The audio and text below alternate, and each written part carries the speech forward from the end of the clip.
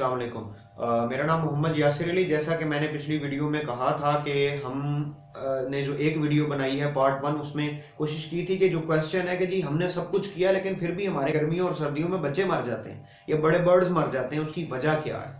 तो उसमें से मैंने विंटर के बारे में जितना मैं बता सकता था, हो सकता है मैं कोई चीज़ भूल गया हूँ, अगर याद आएगी तो इंशाल्लाह दोबारा बता दूँ। अब हम बात करेंगे समर्स पे।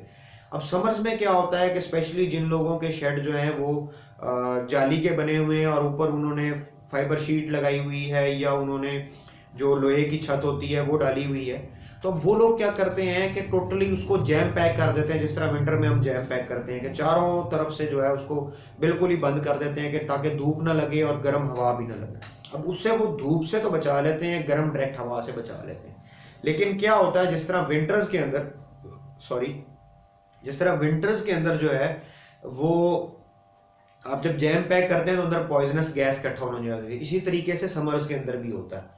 अब वो ऑब्वियसली इफेक्ट करती है, और वो इफेक्ट करती है बच्चों को भी, बड़े बर्ड्स को कम कर सकती है, बच्चों को ज़्यादा कर सकती है। लेकिन अगर एक क्वांटिटी से ज़्यादा जाए तो बड़े बर्ड्स भी मर सकते हैं। दूसरी चीज़ ये कि अगर सपोज वो मरते नहीं है तो उनके अंदर रेस्पिरेटरी प्रॉब्लम्स होना शुरू होती है। क्योंकि अगर आप देखें, इंसान जो है वो पोल्यूटेड एयर में सांस लेगा तो उसको सांस के प्रॉब्लम होते हैं, तो इसी तरह बर्ड्स के साथ भी है। और बच्चों पे ये ज़्यादा इफेक्ट होता है क्योंकि वो एक बॉक्स के अंदर या एक मटकी के अंदर होते हैं, उसके अंदर पहले ही लिमिटेड जो है वो उनको एयर मौजूद होती है। वो एयर ही, और बाहर की एयर भी पोल्यूटेड होगी और वो ऑब्वियसली लिमिटेड एयर और ज़्यादा पोल्यूटेड होगी क्योंकि बच्चा वहाँ पे वेस्ट कर रहा है तो उसकी भी अमोनिया गैस निकल रही है, तो वो ज़्यादा इफेक्ट करेगी। इसीलिए कहते हैं कि अपने बॉक्सेस को भी क्लीन रखें ताकि जो बॉक्सेस के अंदर एटलीस्ट अकोमोलेशन होने वाली है वो कम हो, ताकि बच्चों को रेस्पिरेटरी प्रॉब्लम्स कम हो। ज़्यादातर प्रॉब्लम हमेशा स्टार्ट ही बच्चों से ही होती है और फिर वो आगे एडल्टहुड तक चलती रहती है। अब उसमें एक और चीज़ क्या होती है कि हमने कूलर चलाए होते हैं। अब मामला सारा जैम पैक है, एक तरफ से सिर्फ हमने कूलर का इनलेट रखा है, आउटलेट नहीं रखा।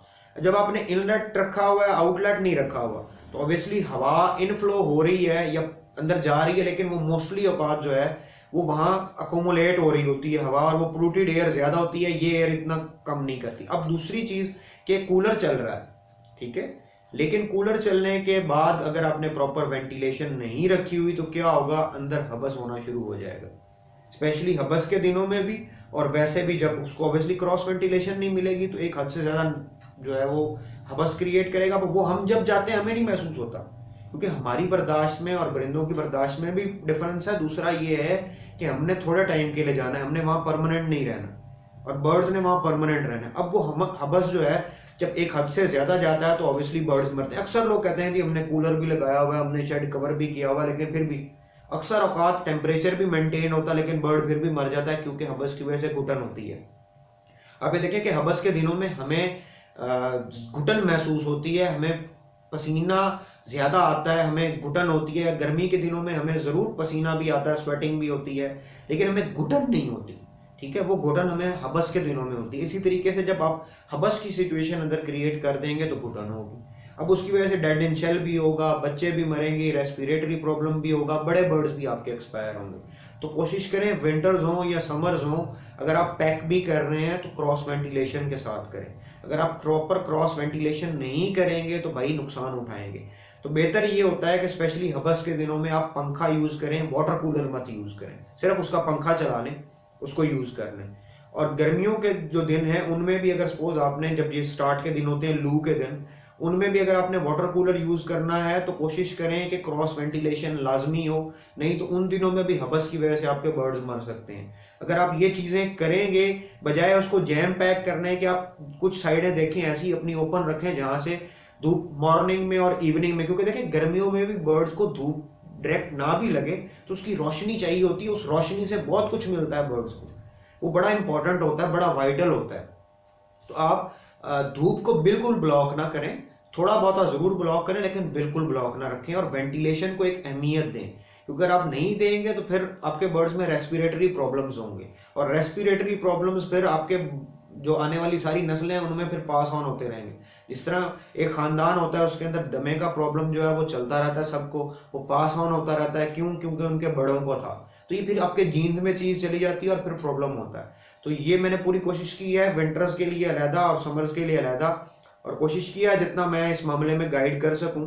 होपफुली ये वीडियो आप लोगों के लिए हेल्पफुल साबित होगी, स्पेशली जो लोग ये मिस्टेक्स कर रहे थे उनके लिए हेल्पफुल साबित होगी।